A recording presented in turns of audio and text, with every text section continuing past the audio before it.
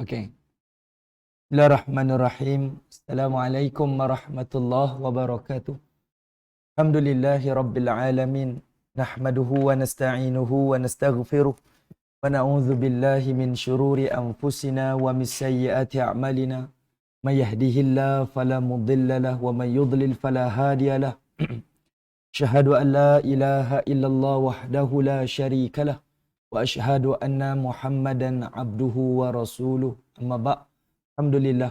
Pertamanya kita syukur pada Allah Subhanahu wa taala di atas kesempatan yang Allah izinkan kepada kita pada pagi ini untuk sama-sama kita berada di dalam majlis ilmu berbicara berkaitan tentang wahyu Allah Subhanahu wa taala.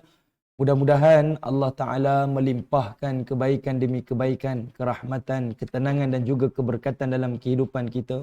Dan Allah Ta'ala menurunkan kefahaman dan kekuatan untuk beramal dengan apa yang kita fahami insya-Allah. Dan semoga Allah Ta'ala membimbing hati-hati kita dengan taufik dan hidayah. Seterusnya menerangi jalan-jalan kehidupan dunia dengan cahaya ilmu.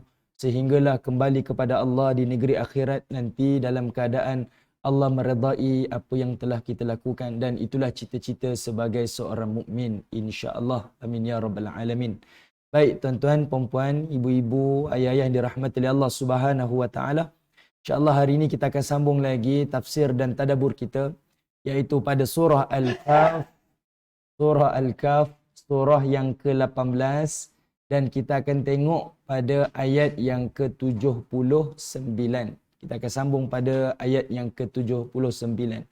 Kita berada di babak akhir pertemuan di antara seorang lelaki yang disebutkan oleh mufassirin sebagai Khidir dengan Nabi Musa alaihi salam. Inilah satu-satunya kisah yang Allah rakamkan di dalam Al-Quran tentang Nabi Musa alaihi salam belajar sesuatu daripada orang lain. Pada surah-surah yang lain dan ayat-ayat yang lain yang bertaburan di dalam Al-Quran, kebanyakan tentang Musa alaihi salam mengajar sesuatu kepada orang lain. Tapi berbeza kepada kisah yang kita sedang bincangkan ini. Dan bermulalah pada ayat 79, ini adalah sebagai satu jawapan daripada Khidir kepada Nabi Musa alaihissalam sebab-sebab kenapa dia melakukan sekian-sekian perkara, iaitu 3 perkara yang dirakamkan oleh Allah Subhanahu wa taala dengan asbab-asbab yang munasabah lah. Yang ini kita panggil sebagai ada 3 perhentian. 3 lokasi yang mereka berhenti. Khidir lakukan sesuatu perkara tak dipersetujui oleh Musa AS. Dan Khidir tangguhkan jawapan itu sehinggalah pada ayat 79. Barulah Allah Ta'ala rakamkan dialog daripada Khidir. Apa asbab dia melakukan. Di sini ilmu yang membezakan antara Khidir dengan Nabi Musa AS. Iaitu Allah memberikan Khidir ilmu yang Musa tak tahu. Ilmu, itulah ilmunya tuan-tuan. Ilmu yang Musa tak tahu. Itulah ilmu kepada Khidir alaihissalam. Okey, baik. Kita tengok terus pada jawapannya.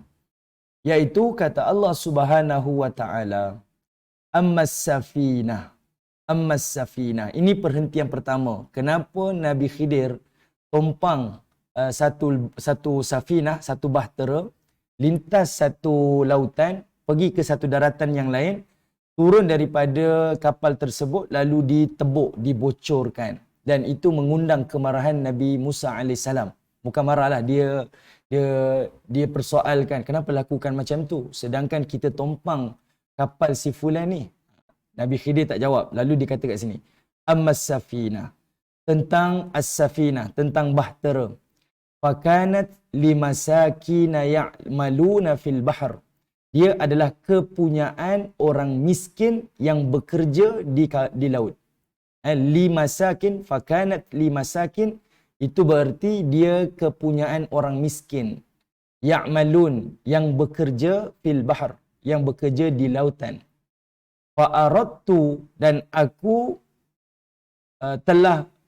dan aku melakukan itu an aibaha. Okay, aku merosakkan itu. Wa kana wara'ahum malik, sebab di hadapan mereka nanti ada seorang raja. Ya'khudhu kullas safinah, dia akan ambil. Ya'khudhu tu maksudnya ambil lah. Dia akan collect kullas safinah, semua kapal-kapal yang ada di lautan ini ghasba. Kalau tengok bahasa terjemah dia kata secara tidak benar. Ghasba ni dalam bahasa kita sewenang-wenangnya. Maksudnya semua kapal tu dia akan rompak. Ini kerja raja zaman dululah. Dia rompak semua harta-harta ni, kapal-kapal ni, lebih-lebih lagi milik orang-orang miskin. Itu jawapan yang disebutkan oleh Nabi Khidir alaihissalam. Okey, itu jawapan pertama. Nanti saya akan hurai apa yang hikmah kita nak belajar. Tengok ayat 70 pula. Wa ammal ghulam, dan adapun budak tadi tu, fakana abwahu mu'minain. Ini cerita bila Nabi Musa dan Khidir ni lintas laut, dia pergi ke seberang lautan, dia pergi masuk satu kampung, jumpa ada seorang budak ni. Tampan, cerdik, memang budak ni zahirnya bagus, comel. Lalu Khidir ni bunuh budak ni. Tanpa sebab. Kan pisau yang dia tebuk kapal tu, pisau itulah dia bunuh budak ni. Okey. Jadi Nabi Musa lagi marah. Ini adalah benda mungkar ni. Kamu bunuh orang yang tak bersalah. Lalu kata Khidir, fakana abwahu mu'minain. Dua bapa dia, mak bapak dia orang mukmin. Fakhashina, yang aku takut, kami takut, ayyurhiqahuma tughyanan wa kufra. Aku takut yang budak ini akan mendorong kedua-dua orang tuanya tughyan, kufran, iaitu akan berada dalam kesesatan dan kekufuran. Fa'aradna, dan apa yang kami kendaki, ayyubdilahuma, adalah untuk menggantikan untuk kedua ibu bapanya, rabbuhuma khairan minhu. Tengok kat situ Allah Taala sebut rabbuhuma khairan minhu zakatan wa aqraba rahma, iaitu digantikan dengan anak lain yang lebih baik, yang lebih suci daripada anak yang kita bunuh ni, dan lebih daripada kasih sayangnya kepada mak bapak dia.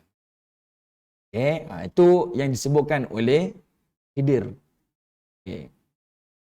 Kemudian, apa tuan-tuan? Mungkin tuan-tuan rasa apa benda yang kita nak bincang ni? Tak apa. Pelan-pelan. Ayat 82. Wa ammal jidar, dan ada pun tentang tembok. Fakana li ghulamaini yatimaini fil Madinah. Dia adalah kepunyaan ada dua budak anak yatim di kota tu. Ini maksudnya lepas dia bunuh budak ni, Khidir dengan Musa jalan lagi, perhentian terakhir. Dia tengok ada satu rumah ni, dia dah jalan dua perhentian kan. Jadi dia berjalan tu dia penat. Maksudnya dalam keadaan tadi naik kapal, kemudian dia pergi bunuh budak, tanpa ada orang kejar dia, kita tak tahu. Ni saya tambah ni. Atau orang kejar dia ke apa, dia masuk satu kampung yang baru. Dan tak ada orang kampung tu pun bagi makan dekat dia. Sebab secara budayanya tuan-tuan, zaman dahulu, iaitu kalau ada seseorang yang kita tak kenal daripada kampung ni, kita tahulah, dia ni mungkin traveller lah. Ataupun dia ni orang yang tengah berdagang. Mungkin dia penat. Akan ada orang kampung yang akan jamu. Kamu penat ke? Nah, saya bagi minuman. Kamu lapar ke? Saya bagi makanan. Tapi kampung tu tak jamu apa-apa. Bagi minuman tak, makanan pun tak. Jadi Nabi Musa dan Khidir ni balik saling bertanya. Musa tanya pada Khidir, orang ni tak nak bagi kita makan ke? Kita lapar ni. Dia tadi berjalan tak berhenti lagi ni. Tiba-tiba Khidir pula, sudahlah orang kampung tak tolong dia. Dia pula tengok ada satu tembok macam nak runtuh, dia pergi bina pula. Orang yang buat baik pada dia, dia khianat. Orang yang tak buat baik pada dia, dia tolong pula. Itu yang dilakukan oleh Khidir. Jadinya, kata Allah Ta'ala, wa kana tahtahu kanzul lahuma, yang kata Khidir alaihissalam, di bawah tembok yang kita dirikan itu adanya harta dua budak yatim tu. Di bawahnya ada kanzun, ada harta simpanan. Wa kana abuhuma salihah, kedua-dua mak bapak dia orang saleh. Fa arada rabbuka, yang mana Allah menghendaki, an yablugha ashuddahuma wa yastakhrija kanzahuma rahmatan min rabbik. Allah menghendaki agar supaya mereka sampai usia dewasa dan keluarkan simpanan itu. Itu adalah sebagai rahmah daripada Allah. Wa ma fa'altuhu an amri, dan kata Khidir, aku lakukan ini bukan sebab keinginan aku, bukan, tapi perintah Allah ni. Zalika ta'wil ma lam tasti' alaihi sabra. Demikianlah adalah takwil, tujuan aku lakukan semua ni yang kamu tak dapat sabar daripadanya. Okey, baik tuan-tuan dan rahmati Allah. Inilah namanya ilmu. Baik, kita tengok apa yang sebab mana?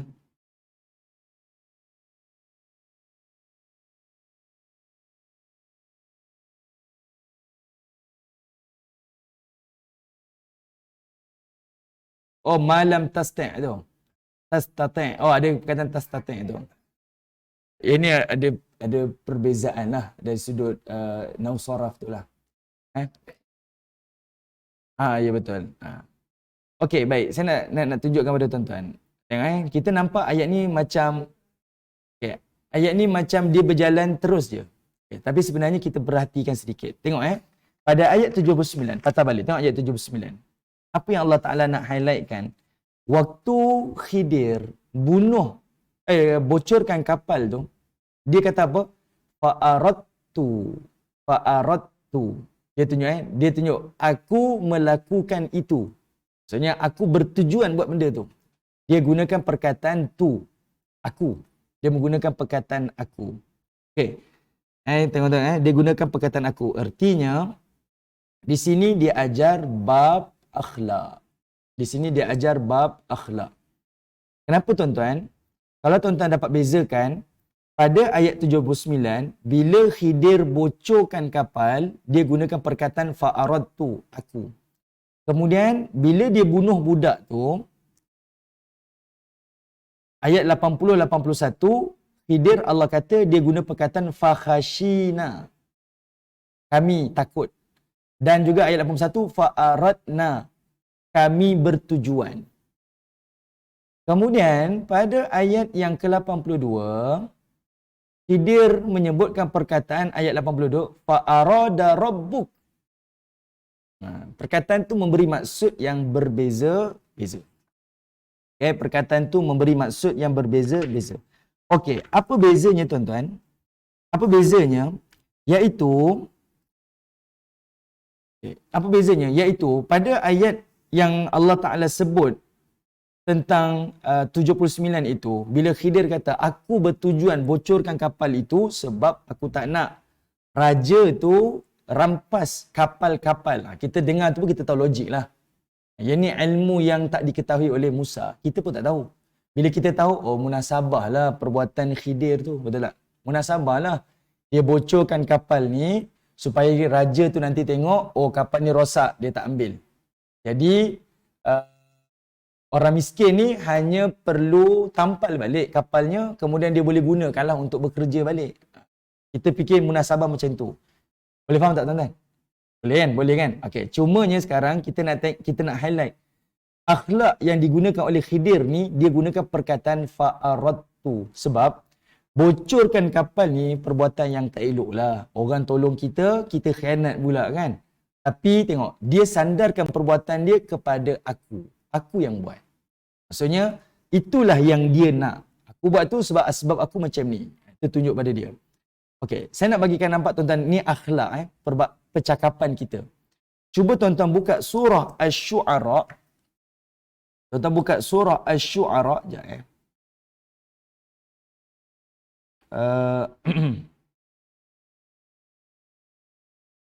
Surah Asy-Syu'ara, surah 26.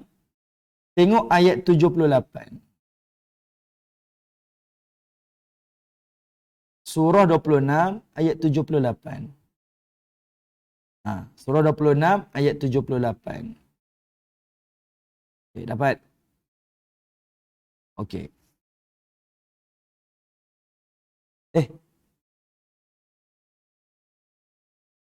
Betul. Okey, betul-betul. Surah 26, ayat 78. Allah kata apa? Ya, betul-betul. Ingat Allazi khalaqani fahuwa yahdin. Tuhan yang menciptakan aku daripada tiada kepada ada. Fahuwa yahdin. Dan dialah yang memimpin dan memberi petunjuk kepada aku. Wallazi huwa yut'imuni wa yasqin. Dan Tuhan dialah yang memberi aku makan dan dialah yang memberi aku minum. Wa idza maridtu fahuwa yashfin. Dan apabila aku sakit, dialah yang menyembuhkan sakitku. Baik. Apa yang tuan-tuan faham? Okey. Ayat yang kita baca surah Asy-Syu'ara ni adalah dialog Nabi Ibrahim alaihissalam. Apa yang saya nak kata tuan-tuan, ni namanya akhlak. Tengok Ibrahim kata apa? Tengok Ibrahim kata apa? Bila dia nak sebut Allah, dia kata Allah lah ciptakan aku, Allah yang beri petunjuk pada aku. Allah yang beri makan pada aku, Allah beri minum pada aku, bagi rezeki pada aku. Tapi bila dia sakit, dia tak kata Allah yang sakitkan aku. Perasan tak tuan-tuan? Dia kata apa? Wa idza maridtu. Dan apabila aku sakit, dia tak kata Allah sakitkan aku, Allah sembuhkan. Tak. Apabila aku sakit, Allah sembuhkan aku. Dia sebut Allah tu dengan perkataan yang baik saja.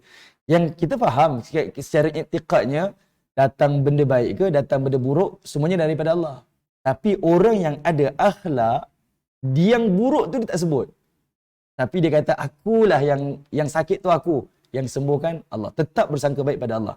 Jadi, pada perbincangan kita tentang Khidir kata ni, yang bocor tu bukan Allah Ta'ala yang buat. Bukan Allah. Memanglah Allah yang tetapkan. Allah yang perintahkan.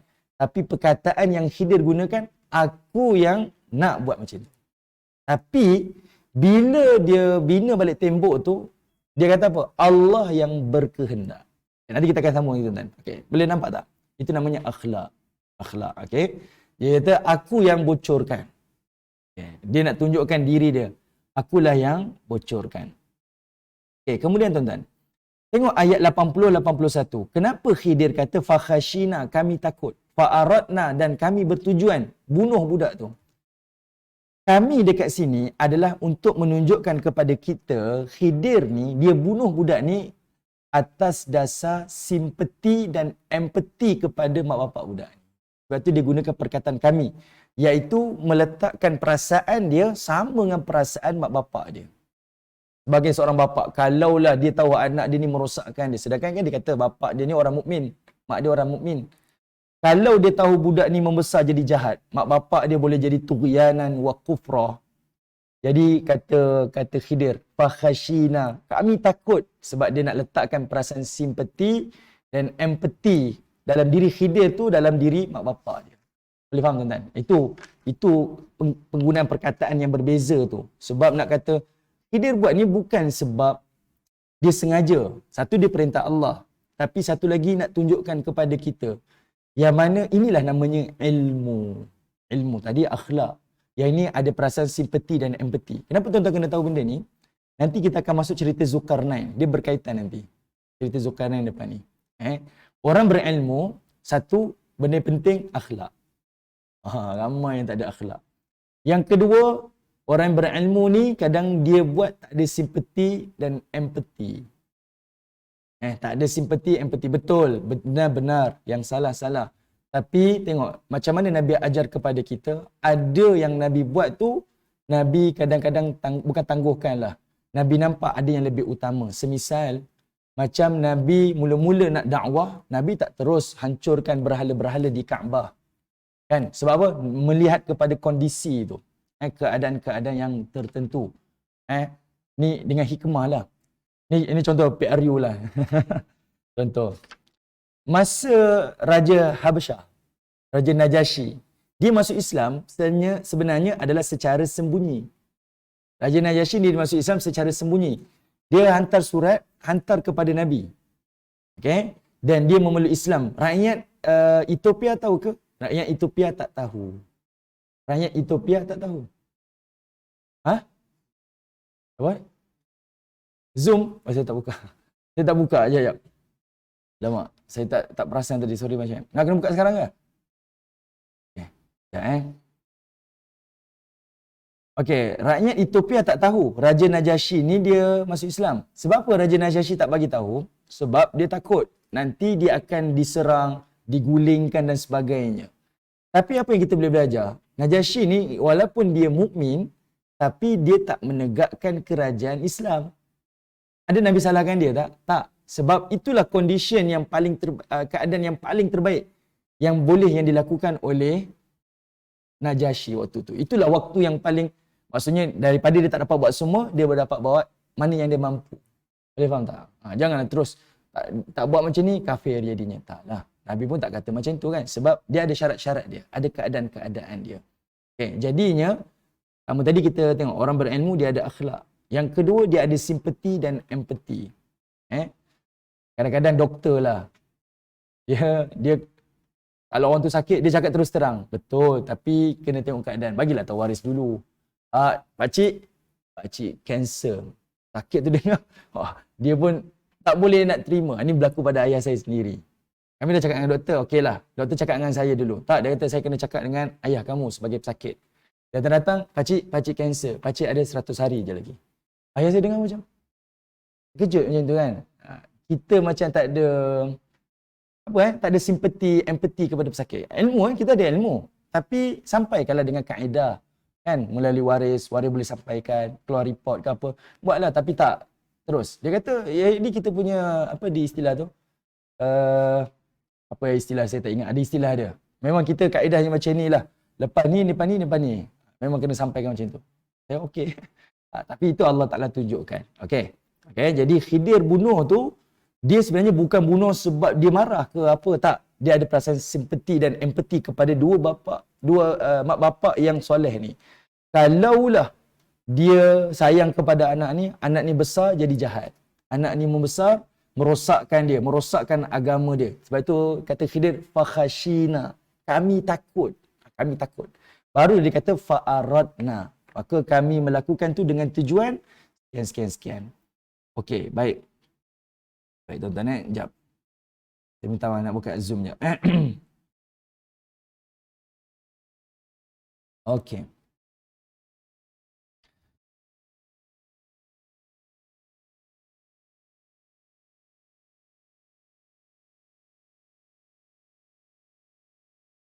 Okey, baik. Tuan-tuan yang dirahmati oleh Allah Subhanahu Wa Taala. Kemudian tuan-tuan. Tengok para ulama kita sebut apa? Okey. Bila Allah kata pada ayat 80 tu, daripada hadis Abbas, daripada Ubay bin Ka'ab, Nabi SAW bersabda, Al-ghulam alladhi qatalahu al-Khidir tubi'a yawma tubi'a kafirah. Anak yang dibunuh oleh Khidir tu telah ditetapkan pada hari penetapan sebagai orang kafir. Maksudnya Allah takdirkan dia kafir. Itu ilmu yang Allah berikan kepada Khidir yang Musa tak tahu. Kemudian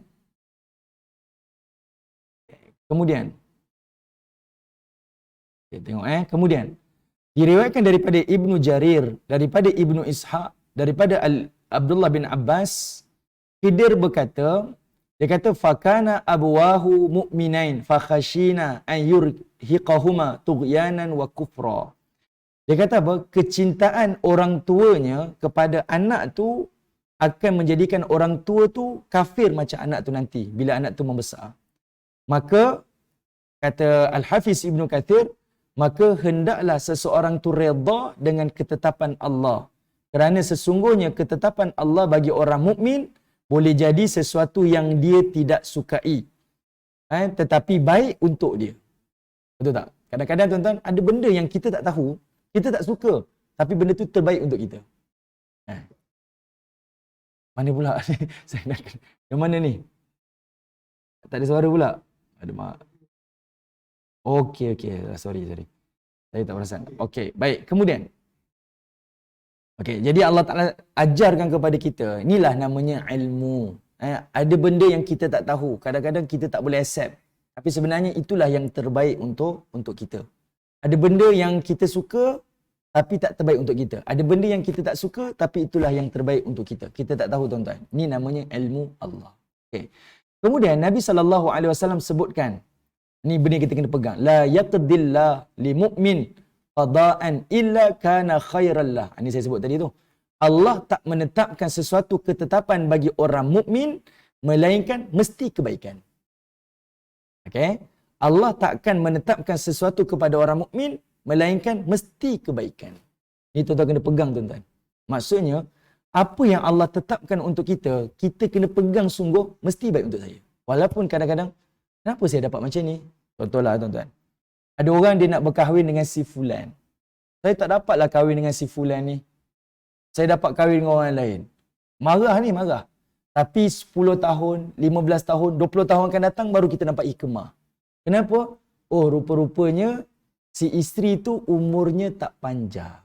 wanita yang kita nak kahwin ni tu umurnya tak panjang. Kalau saya kahwin dengan dia, anak-anak saya dah tak ada ibu yang menjaga. Baru kita nampak hikmah. Jadi macam itulah kita kena rasional. Kita berniaga. Saya patut boleh buat untung macam ni, tapi tak ada rezeki macam ni. Adalah Allah Ta'ala tetapkan sesuatu yang terbaik untuk kita. Yang kita tak tahu. Jadi orang mukmin ni dia ajar apa? Mindset dia positif. Apa ketetapan Allah, kata Nabi, itu yang terbaik.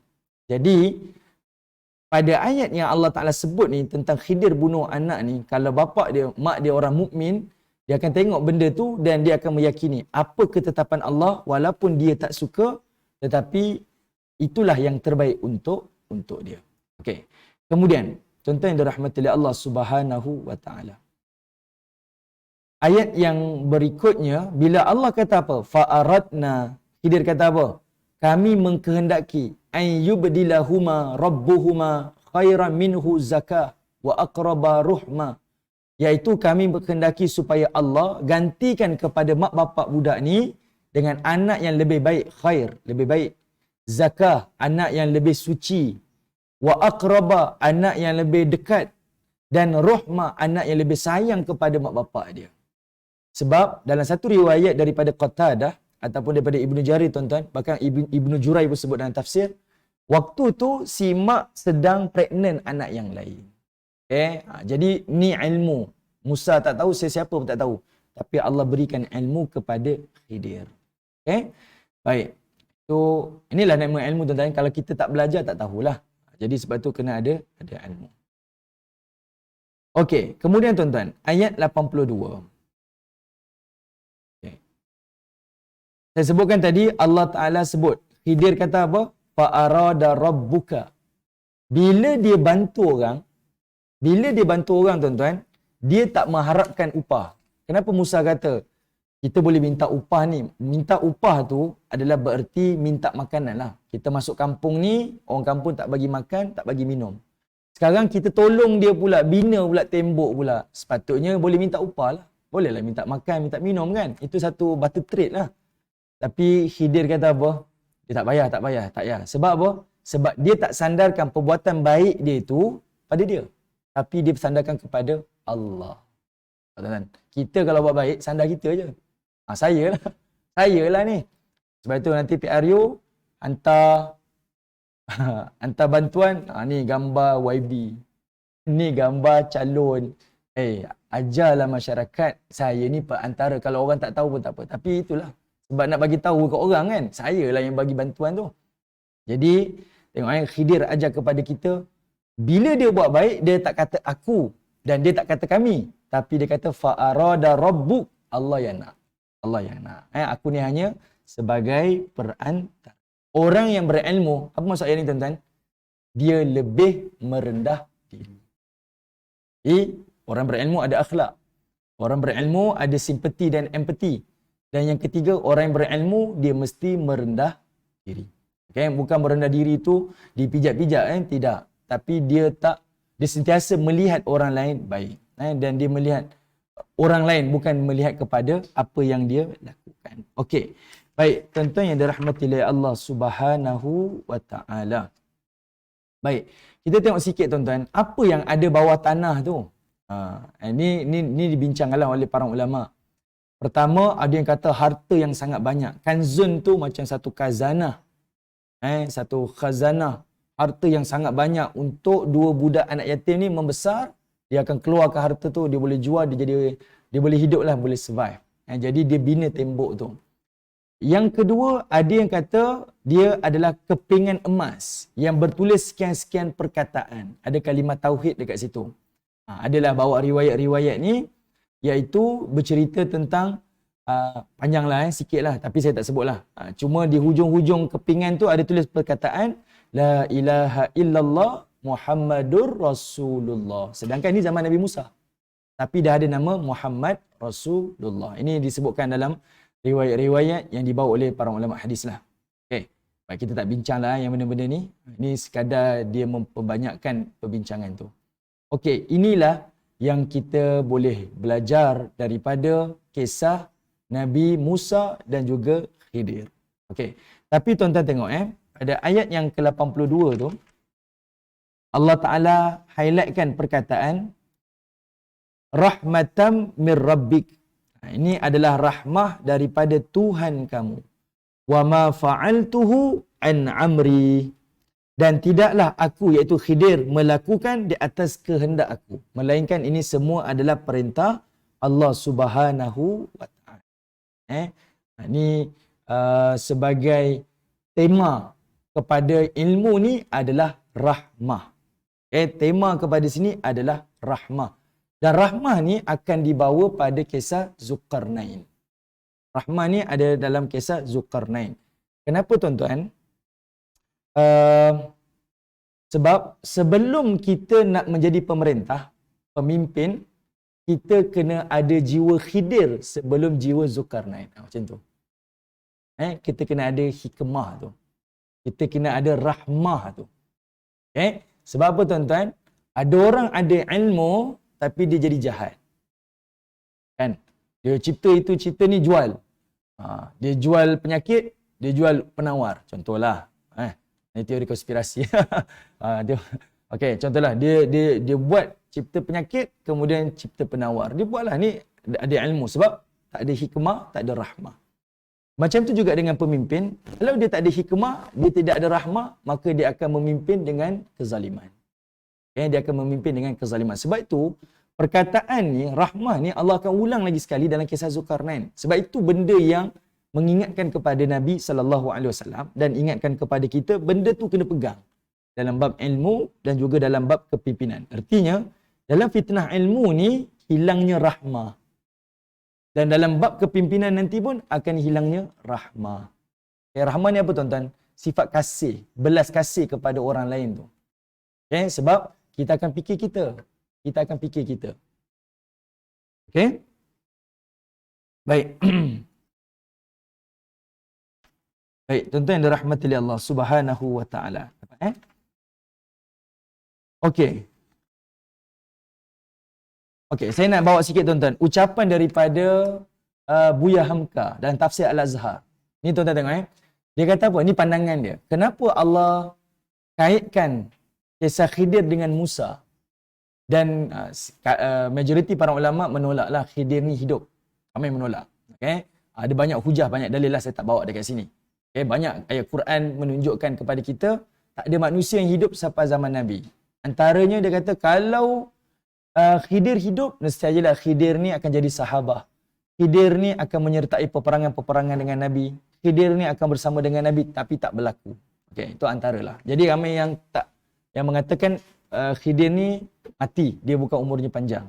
Cumanya kata Buya Hamka tu, dia kata apa?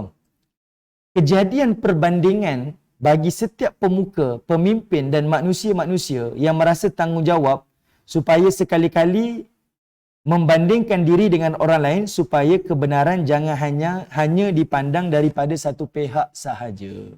Kenapa Allah datangkan Khidir dalam hidup Musa? Sebab nak bagi tahu kebenaran tu ada banyak jalan. Jangan ingat kebenaran tu satu pihak. Boleh jadi dia ni boleh dapat kebenaran. Boleh jadi dengan dia ni kita dapat ilmu. Boleh jadi dengan dia dapat ilmu. Itu pandangan Hamka pada kisah ni. Ini dia buat kesimpulan. Dan kita fikir betul juga. Jangan nampak ini sahaja. Sebenarnya kita boleh teroka alam ni dan kita boleh nampak banyak ilmu yang kita boleh perolehi. Kemudian dia kata apa? Maka bukan saja Musa yang mesti mencari Khidir untuk menuntut ilmu dan tambah pengalaman, melainkan setiap orang bertanggungjawab mesti mencari Khidir. Dia buat macam apostrofi. Mencari Khidir. Kadang-kadang Khidir tu tak dikenal orang. Kadang-kadang dia tinggal di kampung yang jauh di lereng bukit. Kata Hamka, saya sendiri kerap kali mengalami bertemu orang biasa, tak dikenal, terpencil di dusun jauh atau di ladang tebu. Namun butir perkataannya penuh berisi hikmah yang benar. Betul tak tuan-tuan? Kadang kita ni balik kampung, kita pergi merantau sekian-sekian tempat. Tengok orang ni, dia jauh daripada arus kemodenan. Tapi bila kita bual dengan dia, saya dapat ilmu daripada dia. Saya dapat pengalaman hidup daripada dia. Yang itu kata Hamka, itulah Khidir. Bukan Khidir yang manusia yang panjang umur. Tak. Inilah Khidir. Maksudnya banyak benda kita boleh dapat pengalaman.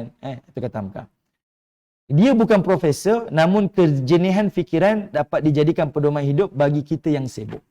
Kalau dipandang daripada sudut ini, boleh dikatakan Khidir itu bukan seorang dan tidak mati, melainkan Khidir itu berganti-ganti.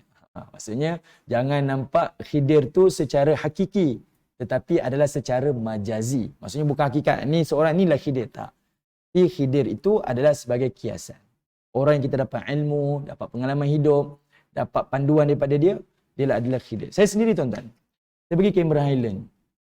Lama dah. Saya jumpa dengan seorang ni, dia jaga tandas je. Dia jaga tandas.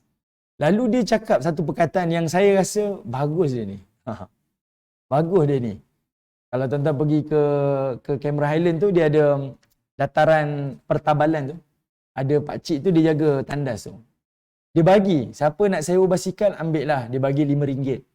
Tapi kalau ada budak-budak susah ke, budak-budak miskin ke, ataupun orang-orang, anak-anak yang tak sihat ke apa, dia kata ambil free je. Saya kata, kenapa? Dia kata, sebab mungkin budak ni di mata kita, kita tak nampak apa-apa. Tapi budak ni boleh jadi Allah datangkan rezeki dari sudut yang lain. Adalah perkataan-perkataan dia saya dengar macam, apa yang disebut tu lebih berhikmah daripada orang-orang yang ada ilmu. Ni kadang-kadang kita ada boleh jumpa orang-orang yang macam ni. Itulah yang dimaksudkan oleh Hamka. Okay? Itulah pengajaran yang kita boleh nampak kisah antara Musa dan juga Khidir. Okay? Bila ada ilmu, sentiasa kena bawa diri kita ni, ada orang yang lebih tahu daripada saya. Ada orang yang lebih tahu daripada saya. Bukan saya yang paling tahu. Kena sentiasa ada perasaan tak tahu, supaya kita boleh belajar banyak perkara. Okay, itu yang Allah Ta'ala nak sebutkan pada kita tentang fitnah ilmu. Okay. Kalau tuan-tuan baca tafsir, kat situ dibawalah banyak ayat berkaitan tentang cerita tentang Khidir AS. Siapakah dia, bla bla bla tu. Itu tuan-tuan boleh tengok pada tafsir. Okay. Baik, sekarang tuan-tuan, saya nak bawa tuan-tuan kepada kisah Zulkarnain. Okay, sebelum tu tuan-tuan, laju sangat ke? Tak kan? Boleh kan? Okay. Kita tengok pada kisah Zulkarnain. Ayat yang ke-83. Okey, kisah Zulkarnain ni tuan-tuan, Allah Taala sebut, wa yas'alunaka an dzil qarnain. Mereka bertanya kepada kamu wahai Muhammad, wa yas'alu. Mereka bertanya. Siapa tanya? Quraisy tanya. Ni cerita, ingat tak saya sebut hadis yang pertama mukaddimah Kahfi dulu. Orang Quraisy dia nak lawan Nabi ni, nak cakap Muhammad ni salah. Orang Quraisy hantar ada 2 orang pemuda Quraisy pergi ke Madinah, Yathrib. Jumpa dengan pendeta Yahudi, dapatkan maklumat daripada kitab diorang. Apa cerita yang kita kata ghaib lah, tak ada orang tahu. Jadi mereka balik ke Mekah, dia kata, kamu tanya pada Muhammad 3 benda. Kalau Muhammad boleh jawab, dia Nabi. Kalau dia tak boleh jawab, penipu. Apa dia tuan-tuan? Pertama, cakap tentang pemuda. Kedua, cakap tentang orang yang mengembara timur barat. Mengelilingi dunia. Zaman dulu tuan-tuan kalau kata kelilingi dunia tak logik lah. Siapa dia? Benda tu umum pula tu. Tak bagi tahu era siapa, zaman bila. Cerita macam tu je. Ketiga, cerita tentang roh. Jadi orang Quraisy tanya pada Nabi SAW. Jadi perkataan wa yas'alunaka itu merujuk kepada mereka bertanya kepada kamu wahai Muhammad. Siapa mereka tu? Quraisy tanya. Bertanya tentang Zulkarnain. Allah Ta'ala jawabkan. Zulkarnain, nama traveler tu. Zulkarnain nama dia. Itu yang dikatakan. Cuma para ulama tafsir, dia kata, Allah menggunakan perkataan wa yas'alunaka. Allah menggunakan fi'lul mudhari'. Maksudnya, pertanyaan itu akan terus ditanya. Dia akan tanya sekarang dan berterus ditanya. Dan cerita Zulkarnain ni memang terus dikaji kan. Orang kata Alexander the Great lah. Orang kata dia ni si fulan lah. Dan siapa pun tak tahu siapalah yang dinamakan sebagai Zulkarnain. Itulah tuan-tuan. Iaitu fi'lul mudhari'. Sebab itu disebut sebagai fi'lul mudhari'. Dan yang lagi tuan-tuan, perhatikan Allah sebut perkataan wa dekat situ. Wa yas'alunaka. Ada huruf wa kat situ. Wa tu fungsi dia sebagai wawul ataf. Wawul ataf. Waw tu artinya dia adalah al-munasabah. Kesinambungan. Cerita Khidir dan Musa tu masuk dalam cerita Zulkarnain. Dia punya tadi rahmah dia, dia punya hikmah dia, dia punya pengajaran dia ada dalam kisah Zulkarnain. Benda tu berkesinambungan. Itu fungsi wa tu. Sebab kalau tuan-tuan tengok pattern Quran, bila Allah nak masuk cerita baru, selalu Allah akan gunakan perkataan amma, falamma. Itu selalunya. Perhatikan tuan-tuan Kalau tuan-tuan tengok contoh-contoh. Tuan-tuan tengok pada ayat 79 dan 80 sebelum ni, bila Allah nak cerita tentang kapal, Allah nak cerita tentang budak gulam tu, Allah nak masuk cerita baru, Allah akan guna perkataan ammas safinah wa ammal gulam. Amma kat situ kan. Itu maksudnya cerita baru. Tapi untuk Zulkarnain, Allah tak kata amma, falamma, tak. Allah guna wa yas'alunaka. Ada huruf waw kat situ. Itu menunjukkan kepada kita cerita Musa dan Khidir tu bersambung kepada cerita Zulkarnain. Okey. Kenapa dinamakan sebagai Zulkarnain, tuan-tuan? Kenapa disebutkan sebagai Zulkarnain? Para ulama tafsir, tuan-tuan, dia menyebutkan sebab Zulkarnain ni katanya dia adalah Raja Romawi dan juga Raja Parsi. Ini para ulama tafsir lah berpandangan sebab dia Raja Romawi dan Raja Parsi. Dan dikatakan di kepalanya ada macam tanduk. Saya pun tak tahulah.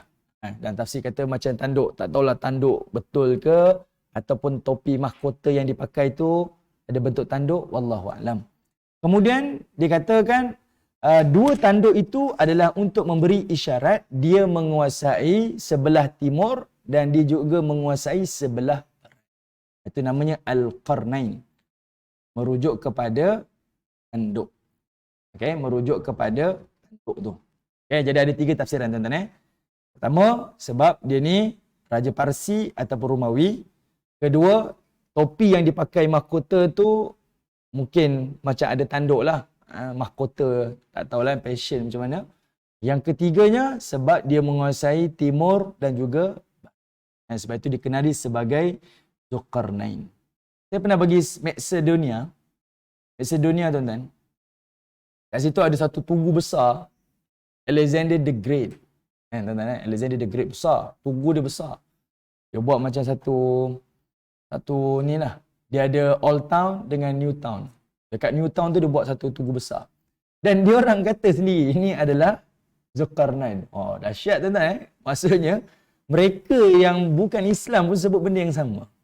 Tengok dia disebut benda yang sama. Tapi saya tanyalah, orang-orang yang duduk dekat timur Eropah ni, dia kata apa? Macedonia ni sejarah dia adalah sejarah pembohongan. Dia dah runtuh dah sebab dia apa yang dia pernah hancur dia punya tamadun dia.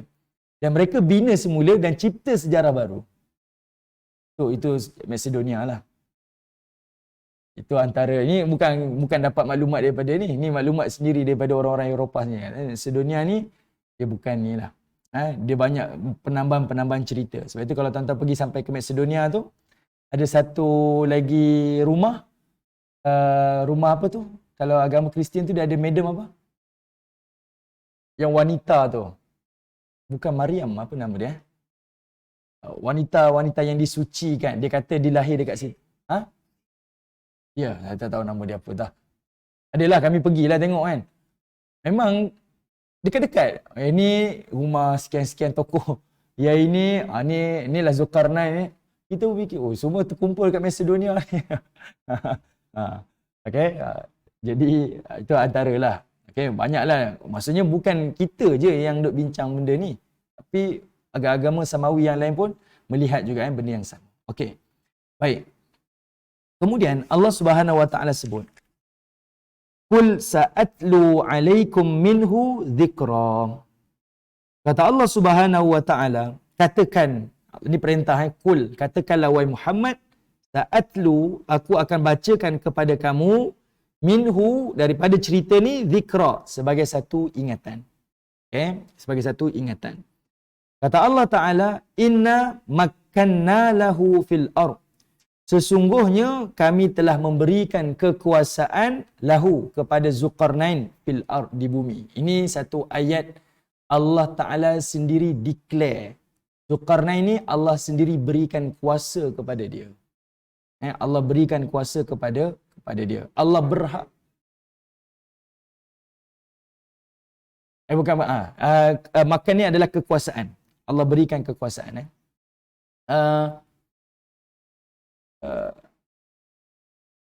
Kalau tuan-tuan tengok, yang ini pengulangan dalam kisah Yusuf AS. Yusuf pun Allah sebut. Masa dia dah keluar daripada penjara tu, Allah ulang jawab perkataan ni. Kami telah memberikan makan kepada Yusuf. Iaitu telah memberikan kekuasaan kepada Yusuf. Saya pernah sebutkan tuan-tuan pada mukadimah dahulu. Surah ni menjadi penguat kepada Nabi. Masa Nabi SAW duduk berdakwah di rumah Al-Arqam bin Abi Al-Arqam. Kan, Nabi nak duduk. Yang mana Allah Ta'ala datangkan 4 cerita daripada surah Al-Kahfi. Dan nak cerita apa tentang Zulkarnain ni, antara hikmah dia, Allah nak tunjukkan Allah boleh mulia siapa yang Allah nak dan Allah boleh hina siapa yang Allah nak. Mungkin sahabat-sahabat Nabi ataupun orang-orang yang hidup zaman Nabi tu terfikir, kita ni nak dakwah pun, duduk dalam rumah kecil ni tau, nak lawan dengan Abu Jahal pun tak boleh. Kita minoriti. Tapi hari ni kita sendiri jadi saksi tuan-tuan. Macam mana agama tu boleh tersebar luas. Macam mana Nabi boleh tawan kota Madinah. Macam mana Nabi boleh tawan kota Mekah. Macam mana Umar Khattab tawan Palestin, tawan Syam, tawan Mesir, tawan Yaman, tawan Parsi dan sebagainya. Itulah antara hikmah kekuatan yang Allah berikan kepada Nabi. Lepas itu bila Allah kata apa? Inna makkanna lahu fil ard. Kami berikan kekuasaan kepada Zulkarnain di atas muka bumi itu. Itu maksudnya kuasa Allah. Allah boleh mulia siapa yang Allah nak. Allah boleh hina siapa yang Allah nak. Okay? Baik. Kemudian Allah kata apa? Wa atainahu. Sebelum tu tuan-tuan. Perkataan makan tu, para ulama tafsir kata apa? Kekuasaan kepada Zulkarnain ni, kedudukan pada Zulkarnain ni, dia termasuklah bala tentera, termasuklah alatan perang, termasuklah benteng-benteng kubu dia, dan termasuklah raja-raja yang dia gempur, semua tunduk di bawah kerajaan dia. Itu masuk perkataan makan. Ini disebutkan oleh para ulama tafsir. Perkataan makan tu maksudnya, dia bukan sekadar ada kuasa je, tapi sleeping partner. Tak ada. Kadang ada company macam tu kan. Dia ni ada je, tapi sleeping partner. Okay, tapi yang ni adalah menunjukkan dia memang berkuasa. Allah beri pada dia. Kemudian Allah kata apa? Wa atainahu. Dan kami telah memberikan kepada Zulkarnain min kulli syai'in sababa. Daripada semua perkara. Tiap-tiap sesuatu itu sababa. Sababa tu tuan-tuan terjemahan dia tulis apa? Sababa tu tulis terjemahan apa? Ayat 84. Sababa. Diterjemah sebagai apa? Hujung sekali. Tiap-tiap sesuatu yang diperlukan. Itu sababa. Puan Syima apa? Sababa? Yang diperlukan. Okey. Baik. Sababa ni, sabab ni. 85 apa maksud dia? Okey. Kan? Alright. Dia lain-lain kan? Okey. Sabab dekat sini, dia sama erti dengan habl. Habl. Apa maksud sabab ni? Sabab dan habl ni ertinya tali. Tali. Okey. Sabab dan habl ni ertinya tali. Apa fungsi tali tuan-tuan? Tali ni adalah membantu kita berpaut untuk mencapai sesuatu. Menuju kepada sesuatu. Pegang tali, kita nak ke satu destinasi ke perkara lah. Jadi, ada terjemah sebagai jalan, ada yang terjemah sebagai keperluan, ada yang terjemah sebagai apa lagi? Apa lagi tadi? Apa tadi Puan Syimah? Yang tadi? Keperluan Keperluan, jalan dan sebagainya lah. Menuju pada sesuatu dan sebagainya. Okey. Baik, sekarang ni, tengok para ulama tafsir kata apa? Sabab ni, dia fungsi ni macam habl lah. Apa-apa benda yang membantu Zulkarnain untuk capai apa yang dia nak. Allah beri segalanya. Sebab itu Allah sebut perkataan dia, min kulli syai', semua benda. Kalau kamu perlukan kebijaksanaan, aku bagi. Kamu perlukan ilmu, aku bagi. Kamu perlukan tentera, aku bagi. Nak perlukan keperwiraan, aku bagi. Semua. Itu perkataan sabab. Itu perkataan sabab. Dia merangkumi semua benda. Sebab itu para ulama tafsir kata apa? Sabab dekat sini, contoh, sabab dekat sini daripada Abdullah bin Abbas dan yang lain-lain, Sa'id bin Jubair dan sebagainya, dia kata sabab adalah ilmu pengetahuan. Ilmu. Sebagai seorang pemimpin, dia mesti ada ilmu. Dia mesti ada ilmu. Kedua, ada yang kata, contohnya macam Abdul Rahman bin Zaid bin Aslam. Dia kata apa? Sabab dekat sini adalah bahasa-bahasa. Sebab Zulkarnain ni dia nak pergi ke timur dan dia nak pergi ke barat. Dan dia nak naik atas gunung nanti ni. Jadi, apa benda yang membantu dia untuk deal dengan banyak-banyak kerajaan ni kalau dia tak ada penguasaan bahasa? Jadi, Allah beri segalanya. Min kulli syai'. Min kulli syai'. Maksudnya, tak ada orang boleh halang. Itu kuasa Allah Ta'ala. Ini adalah satu perkara yang Allah ingatkan kepada pemimpin. Kamu naik bukan sebab kamu punya market, apa dia kata? Apa istilah? Ini musim PRU ni sebut je. Dia punya jentera-jentera lah, kerja. Tak. Allah nak bagi, Allah bagi. Jangan rasa sombong. Allah Ta'ala nak bagi, Allah bagi. Ini semuanya adalah Allah Ta'ala. Okay. Kemudian ada yang kata pula, sabab ni adalah Allah Ta'ala memberikan mereka tempat kepada Zulkarnain, ada satu kubu dia, dan Allah pacakkan panji-panji dia. Maksudnya banyak kawasan duduk di bawah wilayah Zulkarnain. Maksudnya sabab ni luas lah maksudnya. Okay? Sabab ni luas maksudnya. Okay. Jadi Allah berikan kepada Zulkarnain. Bukan, saya tengok dalam tafsir, dia kata apa? Kalau Allah cerita tentang, siapa nama ni? Tentang Ratu Balqis. Dia kata, kalau Allah Ta'ala sebut tentang Ratu Balqis dalam surah An-Namlu, Allah kata apa? Wa utiyat min kulli syai'. Allah tak sebut kata sabab tu. Kami berikan, anugerahkan kepada Ratu Balqis segala-galanya. Maksudnya, apa yang ada pada raja, itu Ratu Balqis dapat. Kan raja kan lelaki. Ratu Balqis ni perempuan. Apa yang ada pada raja lelaki, semua Ratu Balqis dapat. Maksudnya, tak ada kurang, semua dapat. Tapi beza dengan Zulkarnain, apa yang dia nak, semua Allah bagi. Beza tak? Boleh faham tuan-tuan? Orang ni dapat, saya dapat.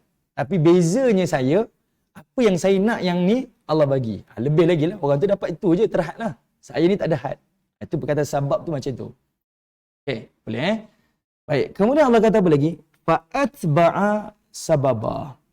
Maka Zulkarnain pun dia ambil satu sabab. Dia ambil satu jalan. Maksudnya sabab tu banyak macam lah. Okey, saya tengok dalam pandangan para ulama contemporary. Dia kata macam ni. Kalau seorang raja, penguasa, pemimpin, perumpamaan ni macam ni. Kalau kita bacalah, ada orang berjaya dalam perniagaan. Ada orang berjaya dalam perniagaan. Kita baca orang Eropah, siapa yang berjaya? Sekian, tokoh baca. Kita baca orang yang daripada bumi Asia, dia berjaya macam ni, sekian. Kita baca orang daripada bumi Afrika, tokoh ni berjaya sekian. Kita pun cuba nak cari, apa dia ni berjaya? Berjaya tu dari sudut dia bangsa lain, negara lain.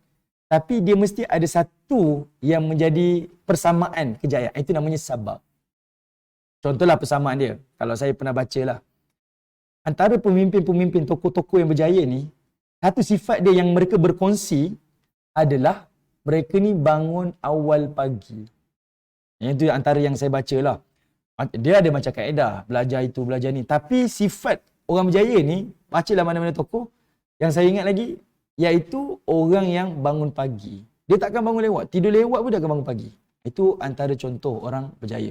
Washima ada share itu kan. Yang buku tu kan. Yang daripada muda dia susah, kecil dia susah kan. Dia jenis orang yang kuat berusaha, orang yang tak malas. Itu sifat yang kita kata semua orang berjaya. Tapi apa sifat yang kita boleh simpulkan? Itu sabab. Okay.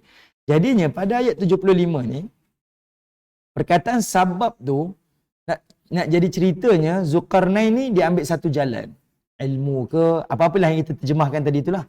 Yang membantu dia untuk berjaya. Okey, sekarang ni Allah sebut. Mana destinasi Zulkarnain?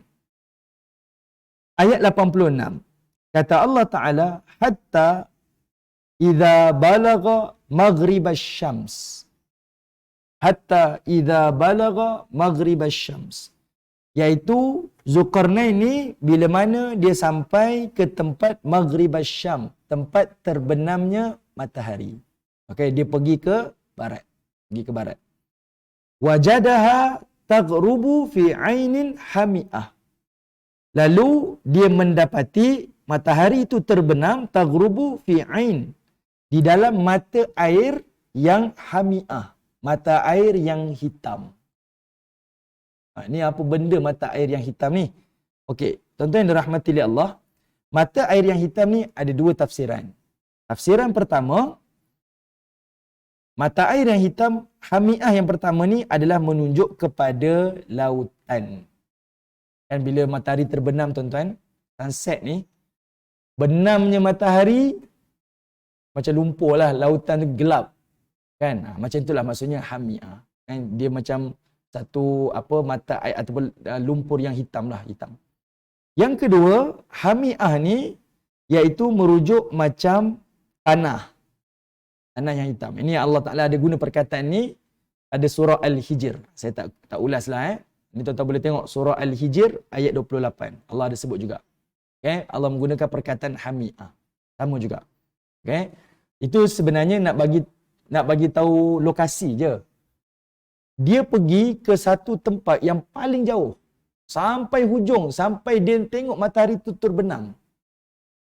Dia duduk tepi pantai lah. Dia sampai nampak matahari itu terbenam. Di hujung barat. Dia pergi sampai hujung. Maksudnya kerajaan Zulkarnain ni jauh. Pergi sampai ke barat. Wa wajada indaha qauman. Maka dia mendapati dekat tempat terbenamnya matahari itu adanya satu kaum. Adanya satu kaum. Qulna ya Dzulqarnain. Kata Allah Subhanahu wa taala, kami berfirman kepada Zulkarnain, imma an tu'adziba wa imma an tattakhidha fihim husna. Kata Allah Subhanahu wa taala, wahai Zulkarnain, engkau boleh menyiksa mereka dan engkau boleh berbuat kebaikan pada mereka. Maksudnya Allah memberi kuasa mutlak kepada Zulkarnain. Maksudnya kamu boleh tetap apa-apa hukum. Kamu nak beri kebaikan boleh, kamu nak hukum dia pun boleh. Maksudnya kalau dia buat salah, hukum. Kalau dia buat kebaikan, balas dengan kebaikan. Okey, itu ayat 86. Ini cerita tentang pemimpin tuan-tuan. Cerita tentang pemimpin. Memang nak bayangkan apa? Dia betul-betul berkuasa. Sebab daripada tempat yang dia duduk ni, sampai ke barat tu duduk di bawah wilayah Zulkarnain. Sebab itu Allah sebut tadi, fa'atba'a sababa tu. Semua daerah yang dia pergi sampai ke hujung barat tu, semua yang dia tempuh tu semua tunduk bawah kerajaan dia. Semuanya duduk di bawah wilayah kerajaan Zulkarnain. Dan Allah sebut saja, Allah Ta'ala rakamkan perkataan tu, dia nak buat apa sahaja yang dia nak azab ke, dia nak buat kebaikan, silakan, tidak ada halangan.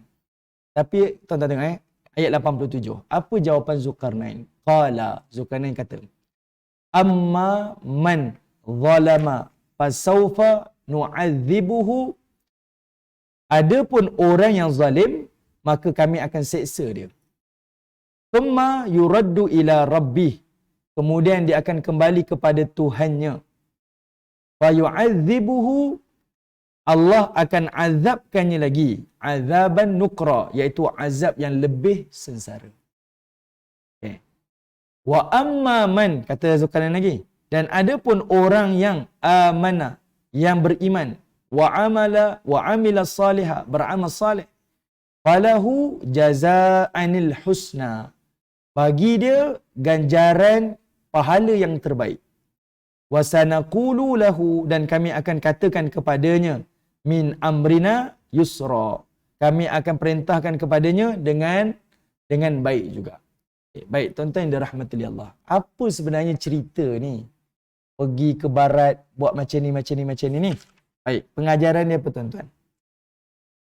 Syarat pertama sebagai seorang pemimpin. Syarat pertama sebagai seorang pemimpin. Saya buat kesimpulan tuan-tuan. Nanti tuan-tuan tertunggu-tunggu. Apa benda yang sebenarnya Allah nak cerita? Sebab mula-mula dia pergi barat. Nanti dia pergi timur. Kemudian dia naik gunung pula. Allah nak sebut dia punya aulawiyat dia. Perintah sebagai seorang pemimpin ni. Pertama, iaitu dahulukan keimanan. Sebab itu bila Allah kata Zulkarnain, seksa siapa yang kamu nak, beri kebaikan pada siapa yang kamu nak. Zulkarnain kata apa? Kami akan jatuhkan azab siapa yang zalim. Dan dia akan kembali pada Allah di hari akhirat. Allah akan azab dia dengan azab yang lebih pedih. Sebab dia cerita tentang hari akhirat. Sampaikan kepada rakyat, benda yang paling awal sekali, utama sekali adalah cerita keimanan. Cerita keimanan, benda tu yang kena bangunkan.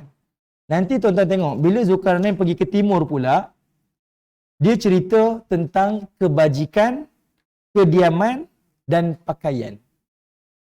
Dia cerita tentang kebajikan, kediaman dan pakaian. Tuan-tuan akan tengok nanti, bila cerita dari timur. Artinya, kalau sebagai seorang pemimpin, settlekan hal keimanan. Settlekan benda ni dulu. Kemudian baru kamu settlekan bab-bab yang ini. Kediaman dan sebagainya. Yang ketiga, bila naik atas gunung tu, baru settlekan berkaitan tentang keamanan, kedaulatan, kemerdekaan. Nampak? Allah susun bagi setiap pemimpin, dia tahu apa yang perlu saya dahulukan, apa yang perlu saya kemudiankan. Keimanan, kedua kebajikan, ketiga adalah keamanan.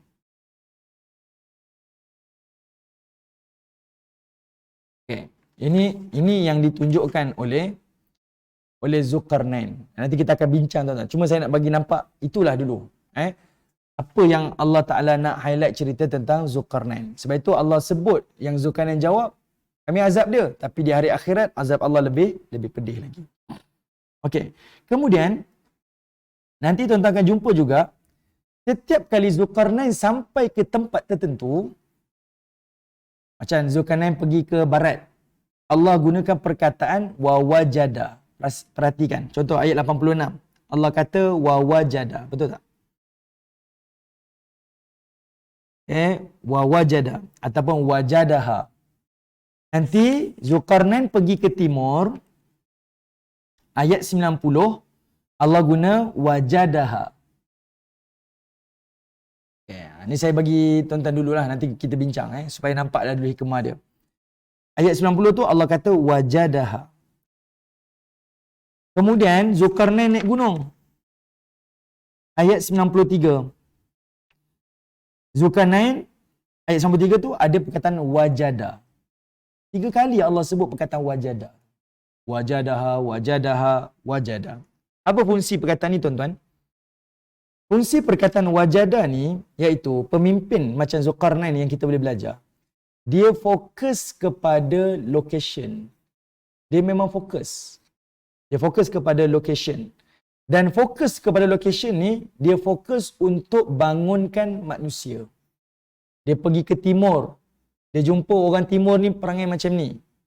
Orang di timur perangai macam dia pergi ke barat, tengok orang barat macam ni perangai dia. Jadi cara didikannya lain. Dia bangunkan manusia di barat. Dia pergi timur, orang timur perangainya lain. Ini kalau tuan-tuan tengok nanti 3 tempat yang Nabi Zulkarnain pergi ni, 3-3 ni lain-lain dia punya watak orang dia. Pergi ke timur pula, dia bangunkan manusia di timur macam inilah kaedah dia. Nanti dia pergi naik atas gunung pula, dia tengok orang di gunung tu pula, lain pula kaedah dia. Jadi Allah nak tunjukkan, Zulkarnain ni dia bangunkan manusia. Fokus pada lokasi. Bukan apa tuan-tuan? Bukan apa? Bukan fokus kepada harta dan juga bala tentera. Sebab zaman tu tuan-tuan, sampailah ke zaman hari ni, mana-mana pemimpin dia suka. Pergi sana, pergi sini, pergi sana, pergi sini. Tujuan apa tuan-tuan? Bukan nak bangunkan manusia. Dia nak sakau semua harta yang ada dekat lokasi-lokasi itu. Itu pengajaran yang Allah nak tunjuk pada fitnah kedudukan. Sebab itu Allah sebut apa yang dia buat. Bila dia pergi barat, apa dia buat. Dia pergi timur, apa yang dia buat. Dia pergi ke gunung, apa yang dia buat. Itu yang Allah nak highlight.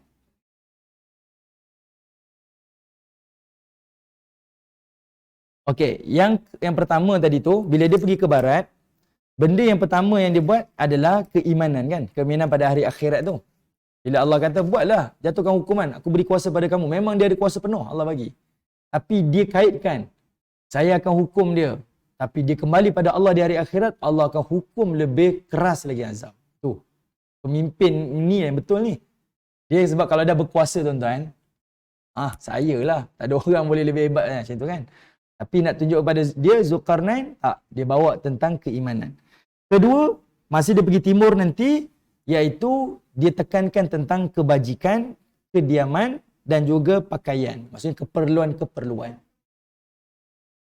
Sekali lah tu. Maksud sekali tu. Maksudnya kebajikan ni, keperluan-keperluan tu dia penuhi. Okay?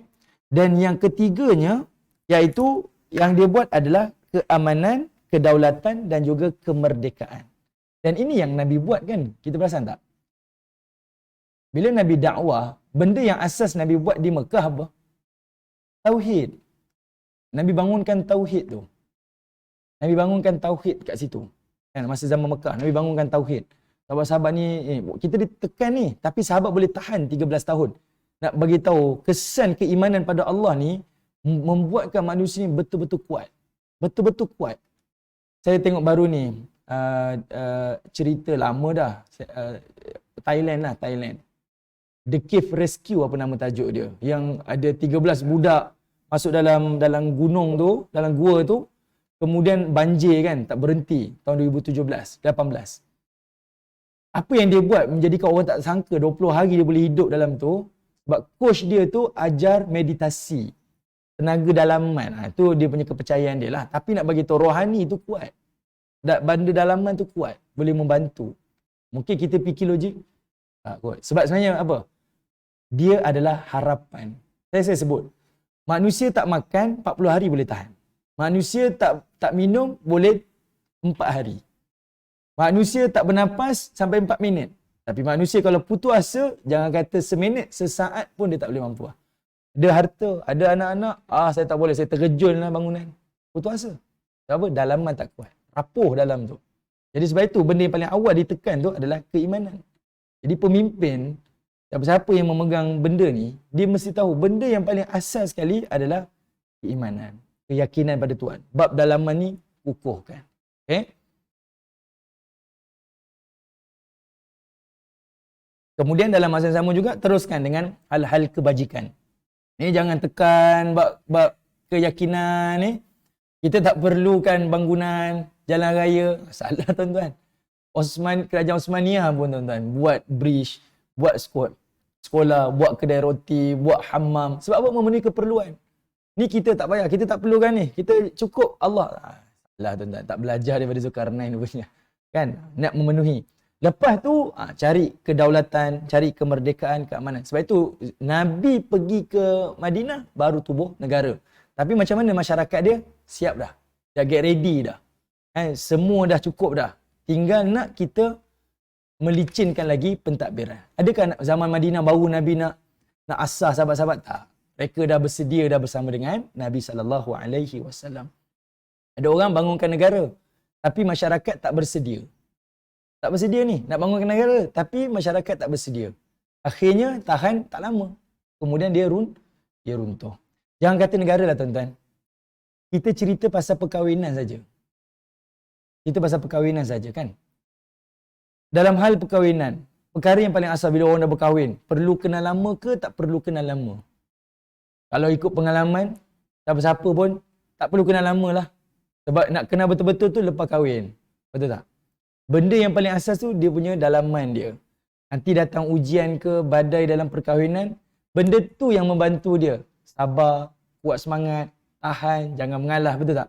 Ni tak, benda-benda macam tu tak get ready. Akhirnya datang sikit masalah, tak suka lawak. Remote TV berebut, cerai lawak. Bergaduh sikit, cerailah. Sebab apa? Dalaman tak kuat. Tapi dalam masa yang sama, kena juga ada pakaian, kena juga ada kelengkapan-kelengkapan, kena juga ada pekerjaan, sekian-sekian untuk kita kukuhkan kita punya keluarga kita. Macam itulah kita nak bagi perumpamaan. Okay? Baik, tuan-tuan yang dirahmati oleh Allah Subhanahu wa taala. Okey. Sekarang tuan-tuan tengok pada ayat yang ke-89. Allah Ta'ala sebutkan, "Thumma atba'a sababa." Kemudian Zulkarnain dia ambil lagi satu sababah. Maksudnya apa yang dia nak, yang memenuhi hasrat dia, cita-cita dia. Dia nak luaskan empire dia ke, dia nak tawan sekian negara ke, sampai ke timur pula, semua Allah Ta'ala berikan. Itu maksud dia. Itu perkataan atba'a sababah. Semuanya Allah berikan. Tak ada satu pun Allah halang. Lalu hatta sehinggalah idza balagha matla'is syams, sampailah dia ke satu tempat terbitnya matahari. Ya tuan-tuan, saya tengok pada tafsir. Okey, sampailah dia ke tempat terbitnya matahari, iaitu di kawasan timur. Wajadaha tatlu'u ala qaumin lam naj'al lahum min dunihima sitra. Kemudian dia mendapati tatlu'u ala qaumin lam. Dia mendapati matahari itu menyinari golongan umat yang berada dekat timur tu. Lam naj'al lahum min dunihima sitra, dan kami tidak ada menjadikan adanya sitar. Sitra ni maksudnya satu perlindungan pun. Matahari tu kena kepada seluruhnya. Apa maksud kat sini tuan-tuan? Artinya orang yang berada dekat sini pula dia tak ada rumah. Dia tak ada rumah, tak ada pendapatan. Keperluan dia tak cukup. Dia beza dengan orang di barat. Orang di barat tadi tu dia ni mungkin dah ada keperluan-keperluan dah. Cumanya dia perlu diketatkan dengan undang-undang. Boleh jatuh hukum dan sebagainya. Tapi orang di timur ni dia tak ada bangunan-bangunan. Dia kena matahari yang terbit di atas dia tu. Kadzalika wa qad ahatna bima ladaihi khubra. Kata Allah Subhanahu wa taala, kadzalika, demikianlah, wa qad ahatna, iaitu pengetahuan kami ni meliputi bima ladaihi khubra, apa yang ada padanya. Okey, apa maksud kat sini tuan-tuan? Okey, apa maksudnya kat sini ayat 91 ni? Tuan-tuan perhatikan perkataan kadzalika. Kadzalika ni tuan-tuan akan jumpa banyak dalam Quran, diulang-ulang. Syekh Mutawalli Sya'rawi kata apa tuan-tuan? Kadzalika ni dia bererti perkara yang berlaku secara berulang-ulang. Maksudnya pengajaran ni berlaku kat kisah ni. Nanti dia akan buat lagi benda ni. Dia akan buat lagi. Dia akan buat lagi. Contoh, kita baca dalam surah Yunus. Allah kata, وَنَجَّيْنَاهُ مِنَ الْغَمْ. Kami ni bantu Yunus AS yang ditelan oleh ikan nun, ikan paus. Kemudian dia dimuntahkan oleh ikan paus tu. Kadzalika nunjil mu'minin. Demikianlah kami juga membantu orang mukmin. Allah gunakan kadzalika. Maksudnya berulang. Macam mana kami bantu si fulan ni, macam itulah kami bantu yang ini. Jadi, pengajaran pada ayat ini, kadzalika, benda ni akan berulang. Okey, cumanya, apa yang Allah nak sampaikan, perkataan khubra, ayat 91 tu, khubra, ilmu yang Allah ni, ilmu yang meliputi. Khubra. Allah tak kata khabara. Kenapa tuan-tuan? Khabara dengan khubra ni beza dia apa? Khabara ni adalah khabar yang kita tahu, yang kita nampak. Itu khabar. Berita yang kita tahu, kita nampak. Tapi kalau khubra, berita tu kita tak tahu, kita tak nampak. Maksudnya Zulkarnain ni buat kerja. Tapi tak ada orang tahu. Hanya Allah je tahu. Boleh faham tuan-tuan? Sebab itu Allah guna perkataan khubra. Okay? Allah tak kata ladaihi khabara. Allah kata ladaihi khubra. Zulkarnain ni buat kerja. Tapi tak ada orang tahu. Allah sahaja yang tahu apa yang dia buat. Apa yang dia usahakan. Itu ilmu Allah meliputi segala-galanya. Okey.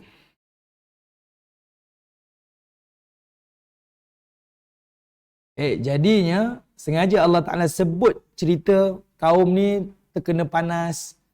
Artinya mereka ni tak ada rumah-rumah. Jadi datangnya Zulkarnain, dia bina rumah, dia bina keperluan, dia sediakan makanan. Dia tak tahu nak buat apa. Macam itulah. Ini masyarakat yang tak tahu buat apa.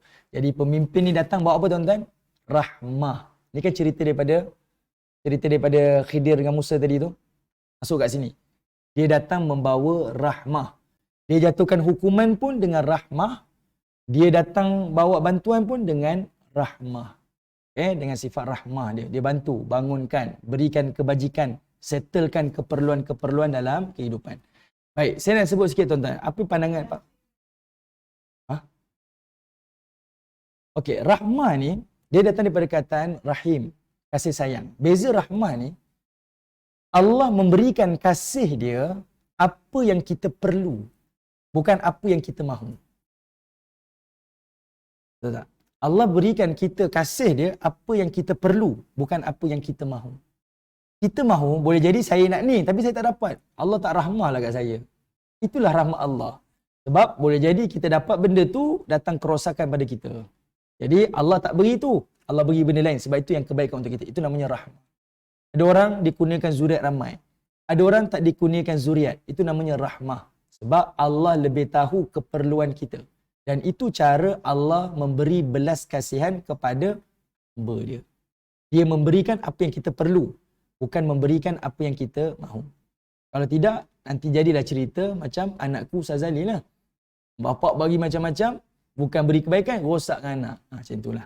Okay? Itu namanya rahmah. Belas kasihan tu tak sama maksud dia. Okay? Alright. Okay, saya baca sikit tuan-tuan. Ayat yang ke-90 tu, bila Allah cerita berkaitan tentang orang yang berada di timur ni, dia ni kena cahaya matahari ni, tu isyarat dia tak ada rumah tu. Kata Al-Hafiz Ibn Kathir, dia kata apa? Mereka ni tak ada bangunan, tak ada rumah. Dijadikan tempat tinggal. Tidak ada pokok-pokok yang menghalangi mereka untuk berteduh bawah matahari. Sa'id bin Jubair katakan, mereka itu berwarna merah, bertubuh pendek. Dan mereka ni sedang tempat tinggal mereka adalah gua-gua dan makanan mereka adalah ikan. Maksudnya orang yang, apa istilah kita, primitif Maksudnya dia melalui kehidupan dia tu, dia tak memenuhi keperluan. Maksudnya kosonglah, hanya boleh makan, boleh tu je. Okay? Dia tak ni. Itu nak bagi tahu beza orang barat tadi dengan orang timur. Dan kerja pemimpin memenuhi kepada pembangunan manusia. Pembangunan manusia. Okay? Bukan ambil harta. Bukan bina bala tentera, tapi bangunkan dia punya rakyat dia, bangunkan manusia. Okey, baik. Tuan-tuan yang dirahmati Allah. Boleh sikit lagi tuan-tuan Okey, kita sambung lagi tuan-tuan. Tengok ayat 92.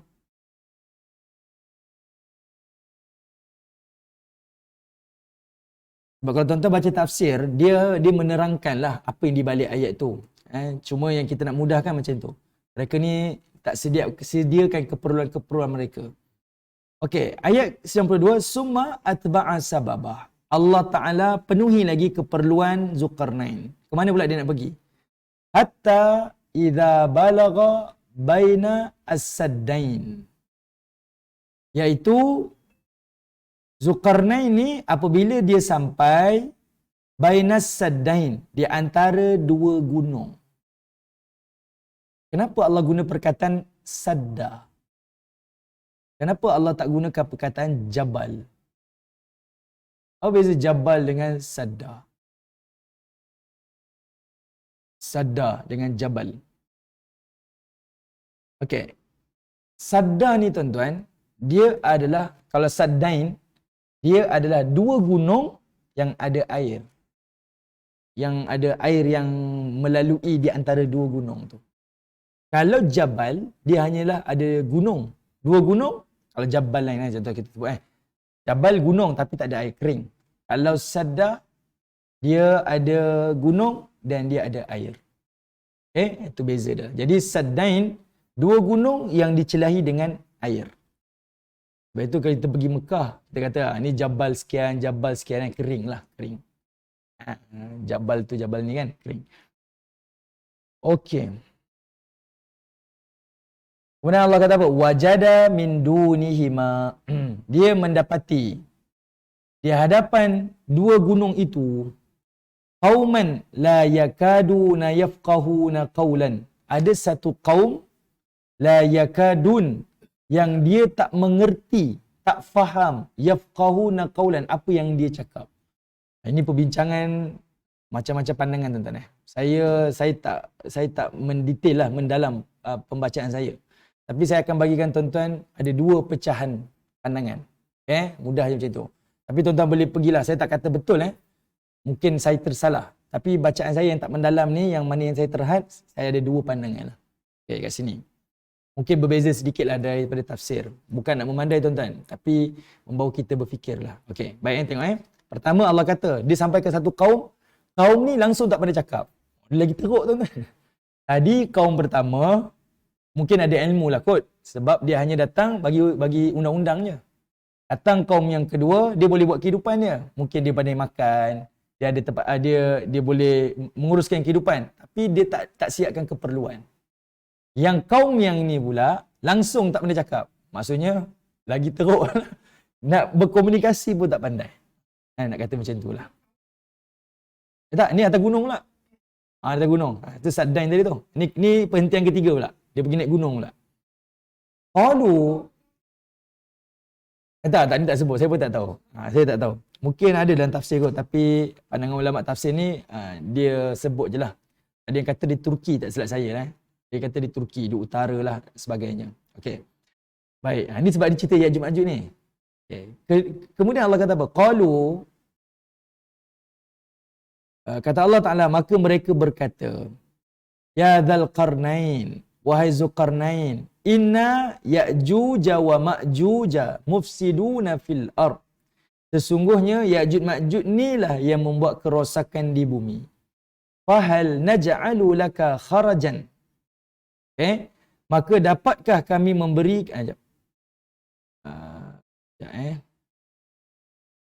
Okey, maka dapatkah kami memberikan sesuatu kepada kamu antaja'ala bainana, yang menjadikan antara kami dengan mereka ni wa bainahum, Ya'juj Ma'juj tu sadda, ada satu tembok, benteng. Allah Ta'ala sebut. Okey, maksudnya ada satu kaum yang dia jumpa yang berhampir dengan gunung ni, dia kata, ni Ya'juj Ma'juj jahat ni. Kaum yang sangat jahat. Jadi mereka ni buat kerosakan. Jadi ada orang ni, ramai ni cakap dengan Zulkarnain, tolong ni buat tembok halang Ya'juj Ma'juj ni, jangan buat kerosakan lah. Kami boleh keluarkan upah kepada kamu. Qala, ayat yang ke-95. Qala, maka Zulkarnain pun berkata, Ma makkanni fihi rabbi khairun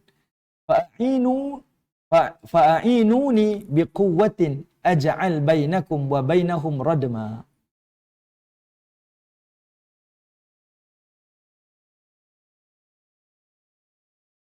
Tak. Ini dia zaman yang berbeza. Zaman yang berbeza. Ya. Tak, dia punya apa kita kata, dia punya apa kita panggil nilai yang ada dalam kisah Musa dengan Khidir tu yang berkongsi dengan kitab Zulkarnain ni. Sebab pemimpin dia kena ada ilmu, dia kena ada rahmah. Macam Musa dengan Khidir tu lah. Tapi kalau zaman tak, dia era yang berbeza lah. Dia bukan era yang sama. Wallahu a'lam. Yang ni saya tak pasti nak jawab. Tapi bukan, saya tak pasti. Yang tu saya tak pasti. Cuma okey, puan nak kata apa tadi tu?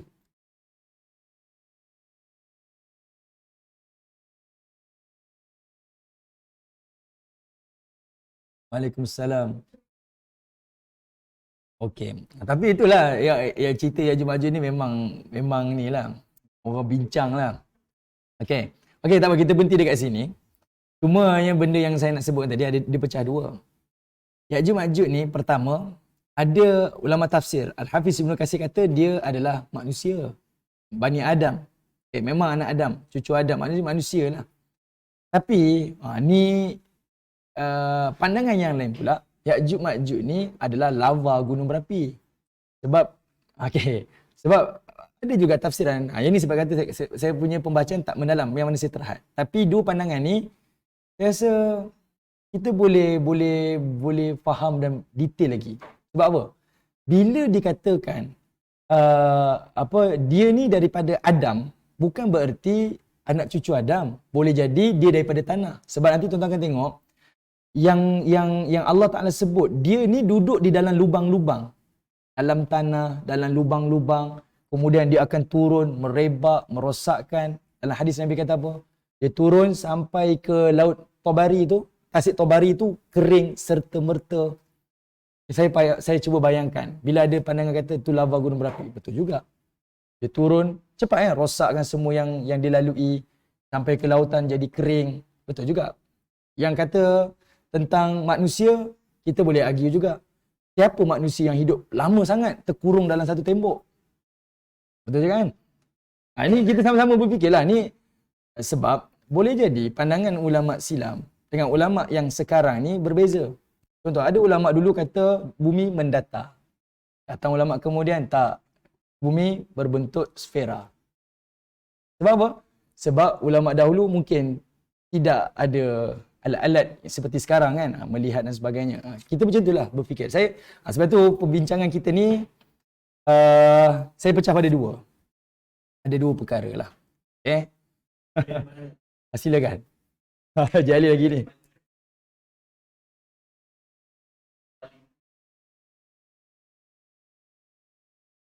Okay.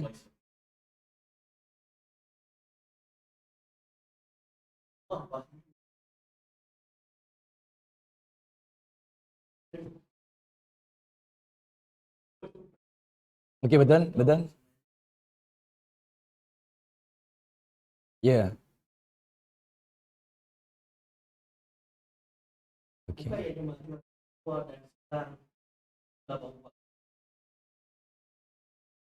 Allah wahyukan.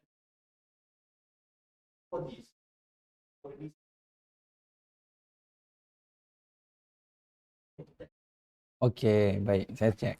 Boleh? Apa bangsa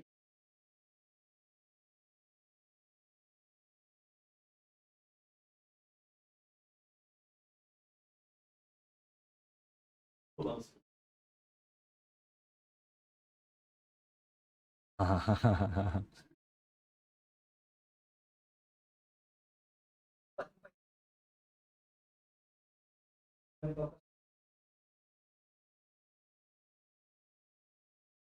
Ada satu. Hmm.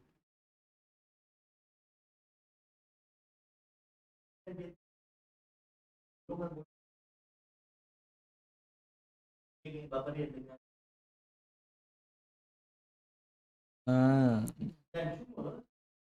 budaya mereka sekarang ni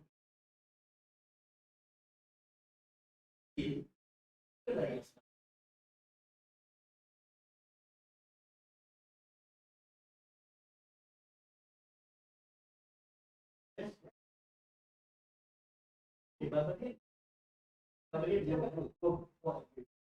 Dia tu lagi golongan-golongan yang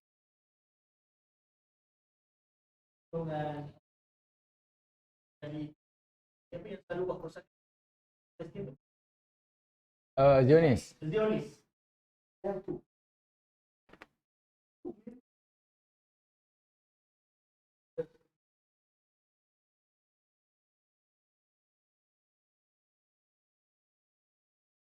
Tapi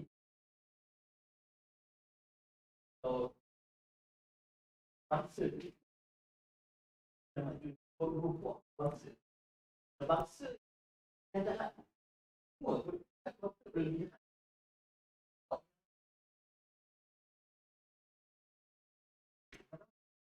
pasal.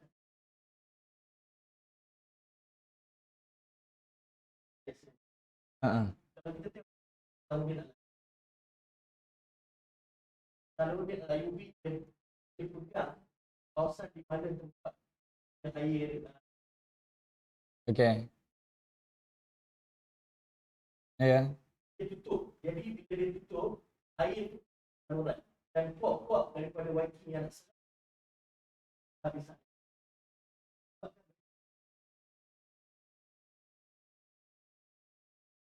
Yang menyebabkan Salahuddin Alayubi. Boleh juga, betul juga sebab bila ada pandangan kata lava, dia yang macam Haji Ali kata ni, sebab dalam hadis yang lain Nabi sebut mereka ni mati dengan ada virus nanti. Bila kata lava tu macam mana virus pula mati kan? Itulah sebab tu benda ni kena banyak pandangan lah.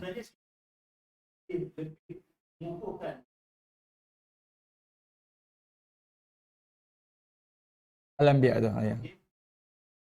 Dia turun.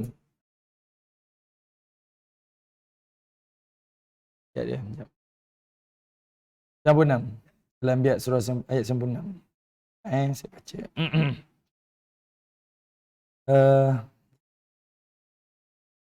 Dia turun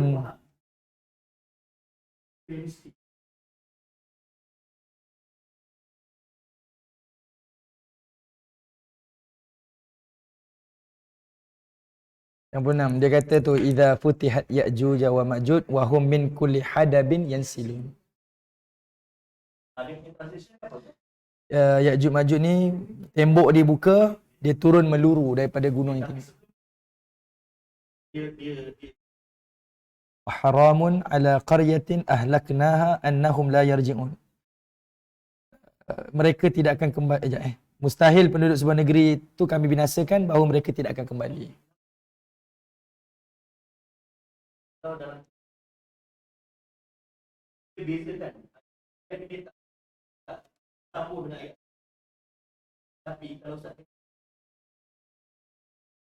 ada huruf waw campur. Ya betul. Itulah wawul antaf tu. Betul? Allah kata kami tidak membebaskan, kami mengumpulkan mereka kan. Maksudnya bebaskan. Ya Jumanjun. Ya betul. Kota itu sama Allah musuh. Dia kami tu setelah bebas dia. Setelah yang buat jalan, buat plan, mereka kembali ke kota.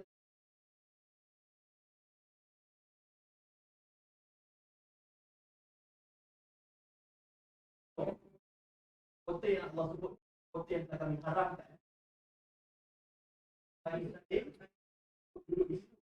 Sehingga bila mereka boleh kembali, Allah telah kata tembok itu. Ini tembok yang juga mereka dah kembali ke macam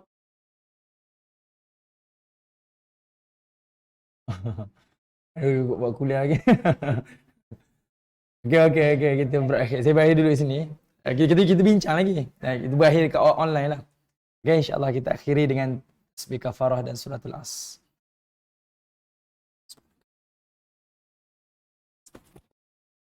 Assalamualaikum warahmatullahi wabarakatuh.